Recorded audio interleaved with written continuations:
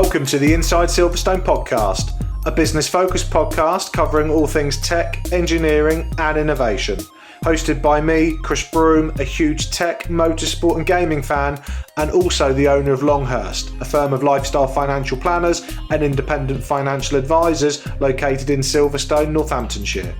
This is a series of unscripted and unpolished conversations with leading business owners, thought leaders and high-tech talent where we discuss their experiences within the Silverstone business and motorsport region.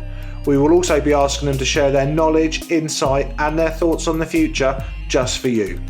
If you're looking to learn more about the Silverstone high growth region and commercially connect with like-minded peers, you've definitely come to the right place. Welcome to Inside Silverstone.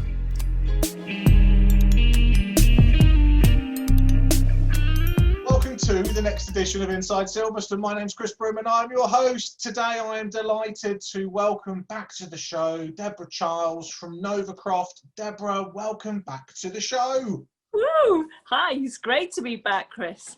Obviously, we're recording your live down in Cornwall, so lovely scenery behind you. A little bit calmer today. Obviously, the last few days it's been horrendous weather, presumably down there. Yes, it's been 60-mile-an-hour winds.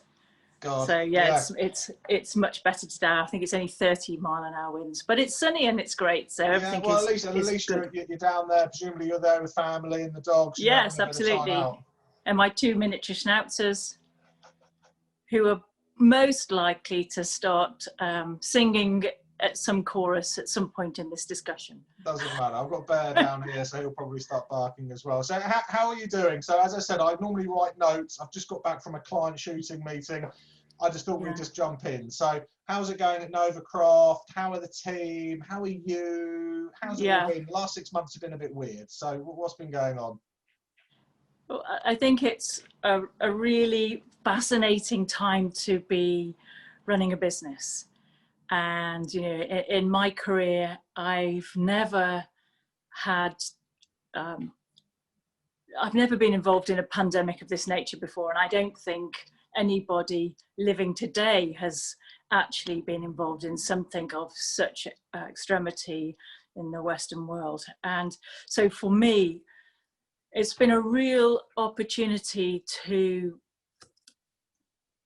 I suppose, lead with kindness and to test my ability to see a way through this, to navigate through this and to put my arms around my team and the wider community in order to help them get safe passage through this. And, you know, when Boris Johnson made his announcement on the 23rd of March, we had already started sort of thinking about what we needed to do, but sort of listening to that announcement, which was inspiring in many ways. When he made that announcement, there's that realization that, okay, we really have got to act now and we need to get people off site, etc. And then protecting business, if you like. But the first thing was about protecting lives. We went into this stabilized mode and, you know, we saw our income drop by 95%. Wow. And, you know, it's a huge, obviously for anybody, it's a massive drop. And we were able to act fast and do something about that. And we secured some new projects, which are really brilliant projects to be working on, and we have recruited more team members. So for Novacroft, we've been able to sort of look at what the future looks like in the near term. So where we would normally look at maybe 3 to 5 years ahead, we put that down and said, okay, let's look to the end of the year. Let's look at, and we basically did a plan, a 100-day plan, and we keep revolving, sort of moving forward with the next 100-day plan and working to that and working very closely together. And now we're in our sort of revive and thrive phase, and that's proving incredibly beneficial to the team. I think, you know, for me, from a leadership point of view, it's having a common purpose actually that's really helped us here, and also thinking about leading with kindness and about thoughtful action. and we have to remember, one of the big things I think in this situation is it reminds us of loss. So, you know, we're fragile, aren't we, as human beings? And in that fragility, we go through different emotions. And part of where we are with COVID is this sense of loss. And if you think of Maslow's hierarchy of needs, then it's pretty profound in terms of the base of those, in terms of what humans might feel that they're losing. So with that in mind, sort of the biggest thing for me and for my team and for our clients actually is looking at the sense of belonging, the sense of purpose and making a difference. So we've done a lot there, and you know, you have to remember that not everybody wants to work at home, not everybody feels that they are cared for, helping people feel that they can talk to others about anything and feel that it's a safe place is incredibly important. And we've done a lot, and I've personally spent a lot of time in that area, because we know ourselves, just by working at home, sometimes you can find yourself not actually getting fresh air, just walking from one room to the next, and that's your day, and you sort of, if you're not careful, become incredibly isolated. So there's a lot of work there, and it's almost easier to do this from a remote point of view, because you can get a group of people on a Zoom call, Hangouts, whatever it is, and really connect in a way, an authentic way, which is talking about loss, talking about the difficult things and my own experiences, and being able to empathize with people and share very common sort of thoughts on things, and it's really been amazing, actually. Do you think people's natural empathy levels will now be higher than they were pre-COVID? Well, that's a very interesting question, because I do think that if you, I've been looking at the fourth industrial revolution for some time, and it's clear in the future of work that we need creative thinking and the ability to adapt. And some people, that's innate in them, and in others there is a real need to hold on to a lot, you know, not wanting to change, reticent to change. And I think that for people that are reticent to change, it's incredibly difficult. It is a very difficult time, and helping them adapt is tricky, and that in one sense, those are the most vulnerable that need more support. And with the Novacroft team, were you holding sort of weekly, fortnightly team meetings through Zoom where people can talk, and doing anything else to try and make things a bit more fun and a little less Groundhog Day? So I've done a lot personally of connecting people on a weekly, fortnightly basis. New recruits at the beginning through their graduation process, just connecting with them on a human level. And then we might be doing sort of things about where we're at with performance, but the performance side of things becomes secondary to caring for them. And some of that means, unfortunately, you know, a bit of tough love. You know, you can't get away from that. We're recognizing that we all have to perform really effectively at this juncture, because we're laying growth, which is about cash flow, to see us through a longer period of time. So, you know, we have to have people working effectively. And for me, helping people feel they belong, helping people feel they have a purpose and are making a difference, then pays dividends, because the performance is delivered. So yes, it's been an interesting approach, really. I think it's fantastic to hear that revenue dropped 95%, and yet you brought on new projects, were creative and presumably finding new work and new projects, and then you've actually expanded and grown the team as a consequence. Yes. do you not think that isn't that a lot about holding your nerve? Because, yeah, absolutely. you know, I suppose in 22 years of running a business, you kind of, it's a bit like learning to ride a bike. You keep falling off, and the only way to become a really great cyclist is to get back on and learn, reflect and learn, and, you know, be made of steel, really. And there's in the journey of life, every catastrophe has an opportunity with it. Agreed. So, couldn't agree any more with that. You know, and so for those listening and indeed watching this who haven't heard of Novacroft before, explain what you guys do. So what's Novacroft's bag? Okay, so Novacroft is a software service and customer care service organisation. We're founded on 3 pillars: people, on the basis there's something amazing in everybody. We just got to unleash that and bring the talent together on the basis some is greater than individual parts.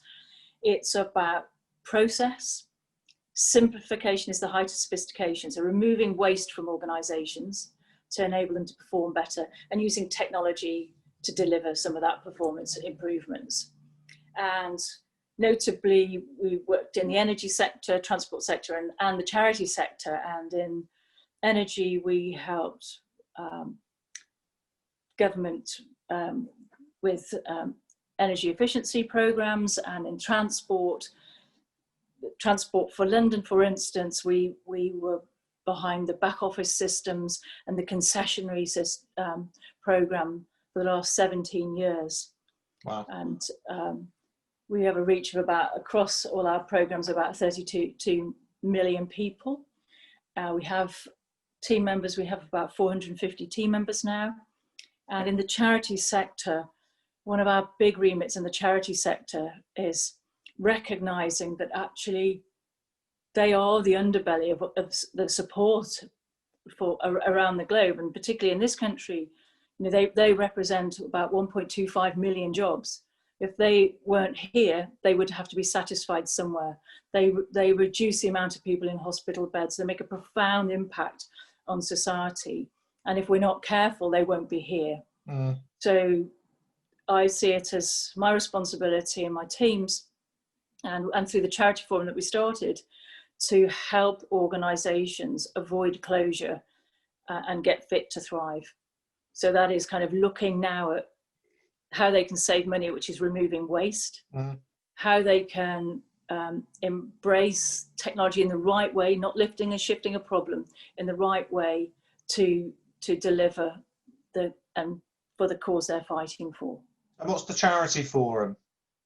The Charity Forum is a group of amazing minds from the charity sector. They are such brilliant people, and we get together, we look at what the future holds, so opportunities and perils from a charity point of view, and we look at what the issues and challenges are today and how do we bridge the gap. Yeah. And I founded it back in early 2018, March 19, and we were meeting sort of quarterly, and then through this, since March 23rd, we started meeting fortnightly, and I was taking the gang through what we were doing, so with scenario planning, looking at near-term future and what the success looks like, and working with a team, just different techniques to enable them to, and discussing them to enable them to move forward as well. And that's, we've had some fantastic sort of feedback from that, which has been brilliant actually. And so the outcome of the forum is going to be what? So you're going to implement some of these changes, some of these improvements, you're going to help solve some of the issues?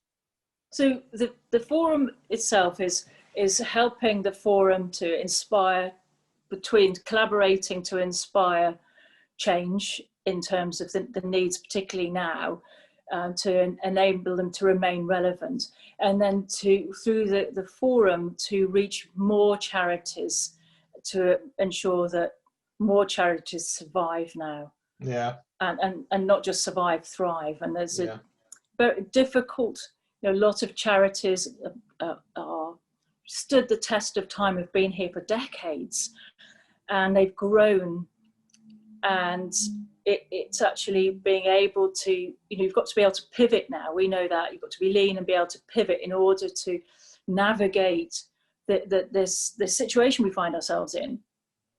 Well, you can't do that if you're a massive cruise liner that needs days to, first of all, identify the trajectory and then actually make the maneuver. So yeah.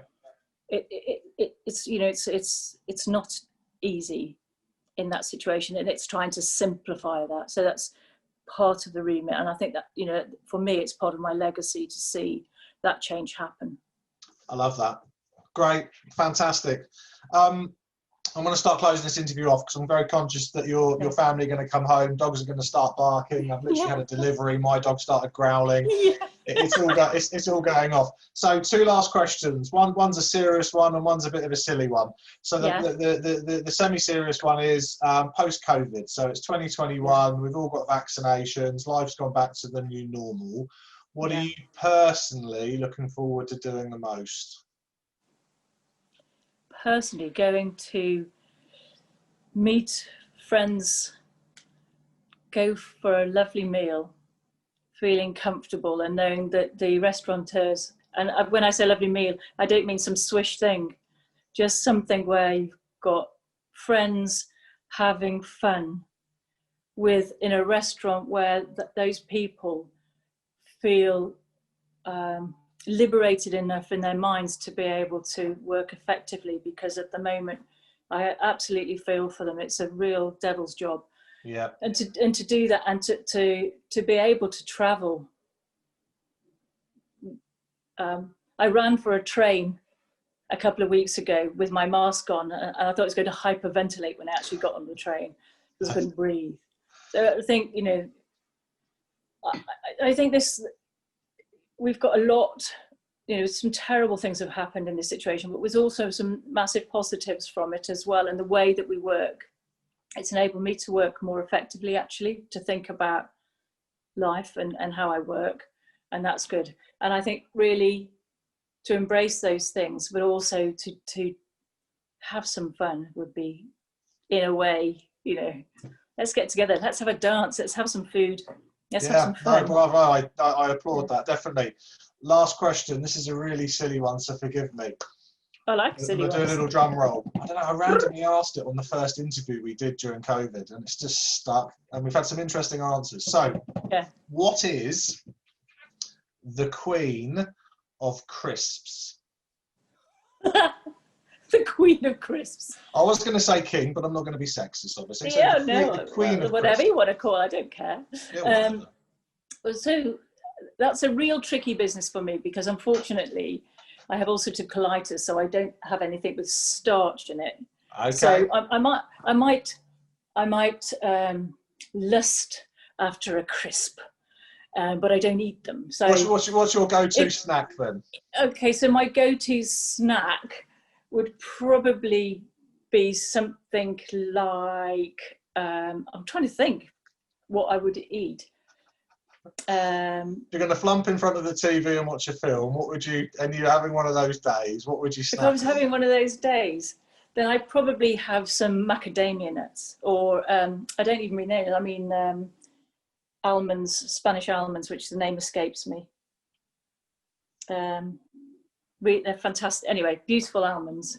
Lovely. Okay. And maybe some Manchego cheese. That would be nice. Very good. Very, very good. Excellent. Debra Charles from Novacroft, thank you so much for coming back on the show. Bit of technical issues, which made it a bit fun. Dogs barking, wind in Cornwall. But thank you for coming on. I loved our conversation. I love how you always want to talk about kindness. It's something that's after my heart as well. So thank you so much for being back on again. I would love at some point in the future, next year perhaps, to do another thing on the charity forum. Very interested to understand more about that, and those that are involved, and maybe get 1 or 2 other people on that are part of it to really talk about it. And certainly in a sort of pre or post COVID world, how they're all doing, and hopes for the future. Well, I think it would be fantastic. It was such an important part of society. So fantastic. I'd love to do that, Chris, and fantastic. Great to spend some time with you again. Debra, thank you very much. Catch up with you soon. Take care. Bye, Chris. The Inside Silverstone podcast is produced by the team at Longhurst for the benefit of those with a passion for all things tech, engineering and innovation. For more information, please visit longhurst.co.uk/Inside Silverstone, whilst also remembering to give us a 5 out of 5 star rating on iTunes. Please note that neither Chris Broome or Longhurst work for Silverstone Park, Silverstone Circuit or Silverstone Technology Cluster.